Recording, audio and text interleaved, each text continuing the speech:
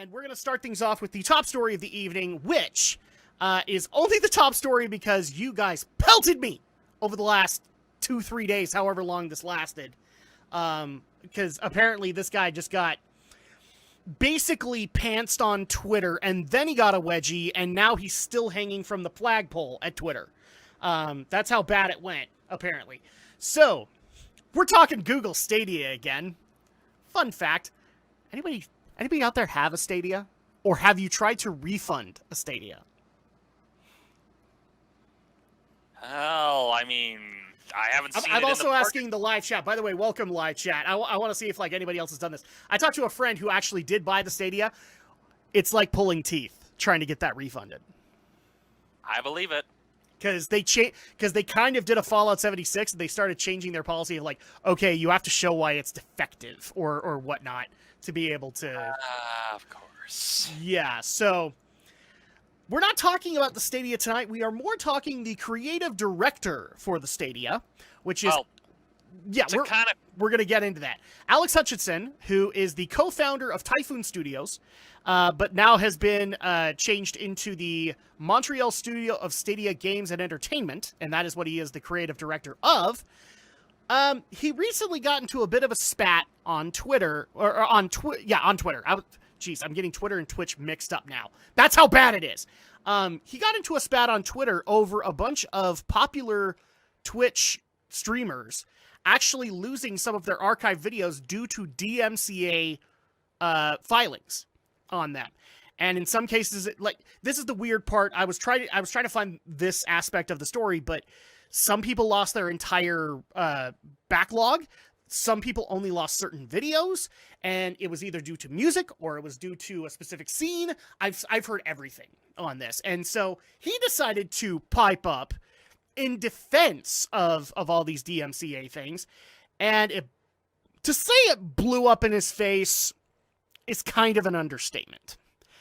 I wish I could get you the beginning of which he actually tried to do this, but let's cut right to the meat of the argument here. According to Alex Hutchinson, the real truth is the streamers should be paying the developers and publishers of the games they stream. They should be buying a license like any real business and paying for the content they use. Now, this is only one part of I think it was 4 or 5 tweets that he put out. And the first little bit was addressing things like piracy, and then he went into this. And so at that point, he not only confused a bunch of streamers, because I actually saw a few people going, wait, are you arguing piracy or legal stuff? Can you pick which argument you're going with? And, he had to deal with that a little bit. But then mostly a lot of the backlash he got was over this. Over these particular statements. And, wow, there's a lot to unpack there. There's a lot. I almost want to set loose Romney really quick, because Romney is going to have awesome thoughts on this, especially from legal perspectives. And it looks like he already has something ready to go. To a point, it's not so much about the legal perspective, but just more the general out-of-touchness of the overall comments, so much so that even Google and YouTube themselves had to make statements saying, hey, this guy does not speak. I wish I'd gotten that article for this. They had just, I can't remember which news outlet it was, but they officially announced that Google was distancing themselves from Alex Hutchinson over this. Yep, Google issued a statement saying, and it was the generic, his comments are his own and do not reflect those of Stadia and YouTube, etc., etc. And then you had Ryan Wyatt, who oversees the gaming part of YouTube, basically saying, hey, we have kind of a symbiotic relationship with streamers. They promote the games, more people learn about the games and buy them. Yep. We're not going to muck with that because, hey, it's a mutually beneficial relationship. This guy does not get it. No, he doesn't. And it's also telling when you consider that on his Twitter bio, Alex Hutchinson initially had it as creative director of Stadia, but you can tell, I'm pretty sure someone at Google Base said, hey, update your bio because you're making us look bad, which is why he then changed it to creative director of Stadia and Entertainment at Montreal Studio. Yeah. He actually had this is like the weird reverse of the one chick from Jessica Price, who put like a regular geek thing, but then she got pissed off on Twitter and got so many people screaming at her that she decided to put in, I'm a community manager of ArenaNet. And that in turn screwed her over. This is like a reverse of that. Yeah, and so basically in this case where he initially had it where it's like, oh, creative director of Stadia, I'm pretty sure someone internally basically went, hey, you're updating your Twitter bio so that way people aren't assuming that you speak for all of us. And so you see that the Twitter bio is updated. And I find it interesting that even people like Jacksepticeye kind of chimed in, considering that, and he hasn't changed his banner at all, where the banner for his Twitter account is a Jacksepticeye fan art from one of the Let's Plays he did on his stream for Savage Planet. It was kind of one of those, it very much was a classic case of hypocrisy, but in terms of the whole legality of the whole streaming part of it, Yongyat kind of made a pretty good point, and it's pretty much what served as the basis, is that given that nobody can experience a game in the exact same way, a Let's Play is considered transformative enough to fall under fair use. And while some arguments could be made for more story-driven games, like, for example, if someone was, say, doing a visual novel, or even doing a very linear story-driven game, or even a David... Actually, there aren't really any examples of any linear games, because even if you're playing, like, an old-school... The only example of linear games I've been given is, like, Telltale games, and I would argue those aren't. Because you can address things in that story however you want. Yeah, that's the thing. It's an interactive medium. Even if you're following a certain path in a Telltale game, you still have the individual choices that... I mean, for example, you've got Wolf Among Us. To use one scene from Wolf Among Us, you've got it where Bigby Wolf is interrogating people, and he's interrogating the lumberjack, and then you've got the choice where you... But there's points where you could choose who to interrogate. You know? And you've got it where the lumberjack is running, but then you also see... It's either Tweedledee or Tweedledum. One of the Tweedles is running the other direction, and you have to choose, do you go after the lumberjack, or do you go after Tweedledee? And there's a lot of moments like that during the game where, there's no real example, because even if you're playing like a linear game, like even if you're playing Super Mario Brothers, which all the levels are the same, even if you're not doing the secrets, nobody is going to be playing Mario the exact same way. And so, again, to get back to my original point, the idea of a Let's Play is transformative enough because nobody's going to play the exact same way, nobody's going to do the same exact thing in a game. You're going to have those small micro variations. Even if it's like a visual novel where you have individual choices, it's one of those cases where there's no real there's no real argument that, oh, they should have to pay a license. Plus, as a lot of people pointed out as they were ratioing this guy's tweets to hell, is that you had it where, hey, it's free publicity. And when you consider the popularity of stuff like Minecraft, Among Us, I mean, Undertale is a good example of a game that also got a huge boost in publicity because of streamers playing through it. I mean, freaking Flappy Bird. If PewDiePie didn't stream Flappy Bird, we would never have heard of it. But no. I actually tried to think of all of the indie games right now that are solely, like, their success is not solely, but by majority based on online or on streamers doing it. Five Nights at Freddy's, that's where a lot of that popularity came from. Among Us is the most recent example of that. Flappy Bird, like, oh geez, like a lot of games kind of come to mind on the indie creator probably wouldn't have gotten anywhere if not for streamers started playing the game, other streamers saw it, and that's basically what happened with Among Us, is some streamers started playing it, that others saw it and decided they wanted to play it too. And since we were all locked up in our homes, that's what they decided to do, kind of thing. Fall Guys, another example that just got brought up in the chat. Yeah, and I mean, to go back even further, Minecraft is probably the best example of it, because Minecraft, when it was first created, it was just this simple little indie game that Notch thought, hey, it's basically Legos with a retro style. And then the fact that we have like full-on YouTube Minecraft communities, not just, oh, one or two streamers, is that it became a genre on YouTube in and of itself. It kind of goes to show that, hey, this guy's out of touch with how this works. And it's just a case where, in terms of any sort of... Fortnite is based on streamer popularity as well. Yeah, and so in terms of...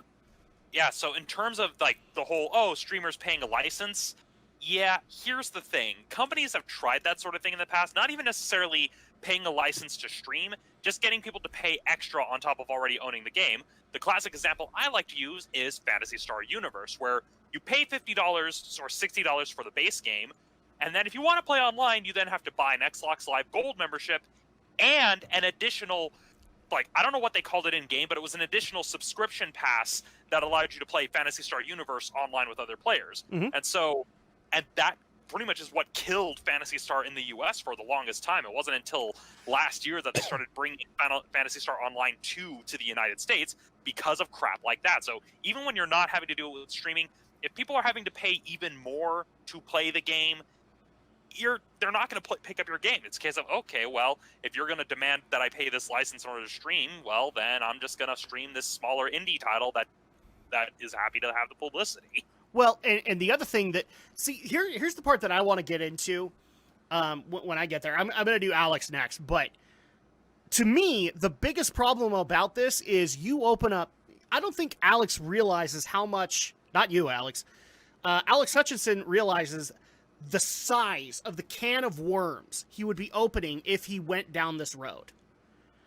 Because let's get into Alex's opinion first, and then I'll get there. But Alex, what's your take on the wonderful statement by Alex Hutchinson and the fact that he just doesn't understand why Twitter came down so hard on him?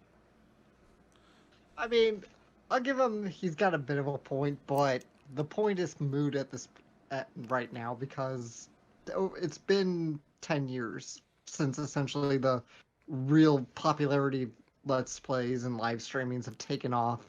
So at this point, if the gaming industry really, really wanted to implement a licensing system, well, they could have done it by now, but they haven't. So I think the gaming industry itself kind of realizes, yep, this is a sort of symbiotic relationship. There's really not much we're going to gain out of licensing and more nickel and diming everybody. And it's like Romney said, this at best, even if they did, all it would do was drive everybody to play indie titles, because the indie devs would just love this. They would probably just say, yeah, just pay us $1, we'll let you stream it all you like. Or in essence, like let's just say, for the sake of argument, this guy tried to start up a trend and say, like, no, Twitch has to, or Twitch streamers have to pay the creator of the game in order to be able to do it. You could actually make an argument it kills indie in a weird way, because some of those indie game developers can't pay to have that advertisement. They're just thankful to have it. Yeah. So if they had to pay somebody to do it, that would hurt. Yeah, I mean, the devs wouldn't be paying. It'd obviously be the players, but I would assume the devs would just be like, yeah, you could just do it for free. Or but I'm saying the Twitch streamers wouldn't pay them, and so that means the indie devs don't get any kind of spotlight. I could see that, but I could also see some wanting to pay it forward and just pay them like $1, like, because I know there will definitely be that indie dev who will be like, pay me $200 and you can stream my game, and then yes, that's gonna kill them, But like I said, that's a hypothetical. And we already kind of saw this to a small extent with the whole Nintendo partner program and how that didn't work out. Yeah. Even though that wasn't a license to stream, but it was sort of like stream on our terms and our conditions, and well, it didn't really go anywhere, and Nintendo abandoned it shortly after. So yeah, this whole thing is dumb. Yes. So I guess the first thing that I want to get into, in my opinion, is I looked at this and I went, this argument's familiar. I swear I've seen it before. And I'm very happy. Like I'm very relieved now, everybody. I'm very relieved that Alex Hutchinson has come out into the open, because now, guys, we know where Phil Fish is. Phil Fish dropped off the radar, and obviously it's because he went to go have plastic surgery so that he can look like Alex Hutchinson and restart his life. There it is. No, I'm not kidding. Phil Fish was the last person to make this argument, and it blew up in his face, and he had to quit the internet for it. And the games industry. He had to cancel. He basically went so nuclear, he canceled his own game and then destroyed it, from what I understand. So at that point, yeah. The other thing that I think needs to be taken into consideration here is one of the tweets that is actually brought up in our Den of Geek article that we're going with from Toad's Anime on Twitter, which is the fact that Stadia does not understand the value in influencers is part of the reason Stadia has been an absolute failure. Pure arrogance.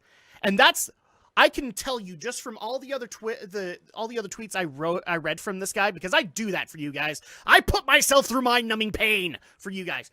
And I just looked at that and went, this dude is butthurt because Stadia wasn't a thing. He's just butthurt that he's seeing a bunch of other people making money that he thinks that he ought to be making. And he's just butthurt about that. That's really what's happening here.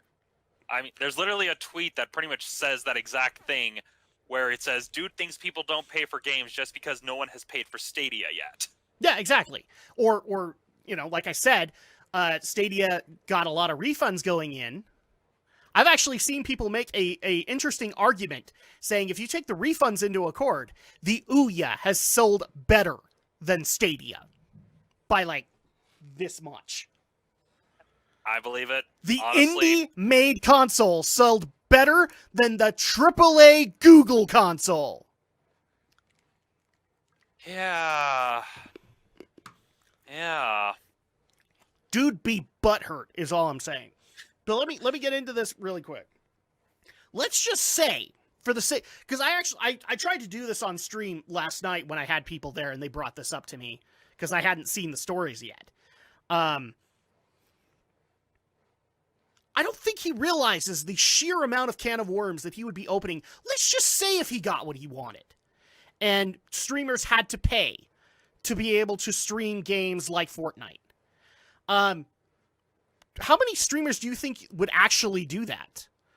I guarantee you'd have a few people in the community that would be okay with doing it because they're at the top of the heap and they just want to stay there. But a lot of people would just be like, F that. And we're no longer going to spotlight your game. And whether you like it or not, Alex, the way that your console was going to get sold was from word of mouth. That was the only way, because everybody had doubts when you guys walked out with Stadia. Whether you're the creative director of it or not, there was tons of doubts about that game, about that console, and frankly, outright lies about it. That's why you got refunds. Because you said, oh, we can totally do any kind of internet connection and stream in 4K. Yeah, sure. You weren't able to prove it, though. Oh, and even better, I even heard that there was some backdoor dealings where AAA developers wanted to, they worked out a deal with Google to charge a tiny bit more by the means of $20 so that you could stream a game in 4K resolution, which by the way was the hardest thing to stream considering people's internet connections. Paying $80 for a game you could never play. And unlike Steam, when Stadia goes down, you lose that permanently. They're not going to pay you back for it. Because they can't. And so at that point, like, let's just say that he got it. He got his way. That would kill indie, as far as I'm concerned, because you wouldn't have Scott Cawthon being able to get spotlighted. Let's just say if Scott Cawthon was trying to make Five Nights at Freddy's now, people might want to pay for it, but a lot of people might just look at that and go, that's a bit of a risk. I don't know if I want to put money towards it. And that then kills any publicity that process could get.